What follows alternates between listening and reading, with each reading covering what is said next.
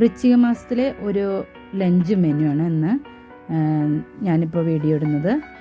എന്താണെന്ന് വെച്ചാൽ നല്ല കുത്തരിച്ചോറിൻ്റെ കൂടെ നമുക്ക് സാമ്പാറും അതുപോലെ മോര് കാച്ചിയതും പിന്നെ ഒരു കൈപ്പയ്ക്ക അച്ചാർ, പപ്പടം, പിന്നെ ഇന്നത്തെ സ്പെഷ്യലാണ് കൂർക്ക എന്ന് പറയും ഞങ്ങളവിടെ. കൂർക്കൽ എന്ന് ചിലർ പറയാറുണ്ട്. കൂർക്കയുടെ ഒരു മെഴുക്ക് വരട്ടി, പയറും കൂർക്കയും കൂടിയുള്ള ഒരു മെഴുക്ക് വരട്ടിയും കൂടി.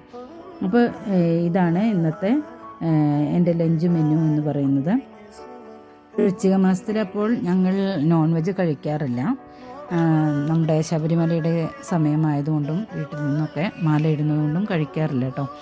അപ്പം ഞങ്ങൾക്ക് ഇവിടെ കൂർക്കൽ ഭയങ്കര ഇഷ്ടമാണ്, എനിക്ക് ഹസ്ബൻഡിനൊക്കെ. അപ്പം ഒരു പ്രത്യേക ടേസ്റ്റാണല്ലോ, പക്ഷേ എല്ലാവർക്കും ഇഷ്ടം ആവില്ല ചിലപ്പോൾ. പക്ഷേ എനിക്ക് ഭയങ്കര ഇഷ്ടം, അതുകൊണ്ട് തന്നെ കൂർക്ക എവിടെ കണ്ടാലും മേടിച്ച് കൊണ്ടുവരും കേട്ടോ.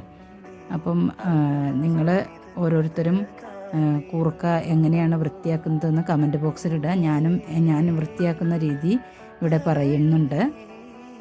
അപ്പോൾ ഞാൻ പലരും പറയുന്നത് കേട്ടിട്ടുണ്ട്, കൂർക്കൽ വൃത്തിയാക്കാൻ വളരെ ഇഷ്ടമില്ല, അത് നന്നാക്കാൻ വളരെ കയ്യുമ്മലെല്ലാം വളരെ കറ പിടിക്കും.